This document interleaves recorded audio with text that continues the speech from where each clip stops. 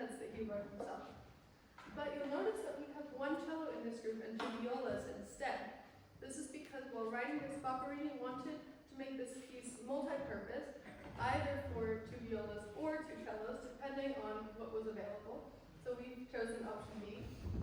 And we've also been playing the game of life during board game night recently.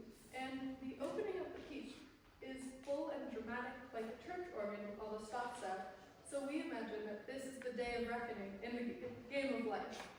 And the next section has a big change in emotion, which I will leave up to you to decide if it is a millionaire or a bankruptcy. And this piece ends in a cliffhanger, so the final resolution is up to your own interpretation. Thank you.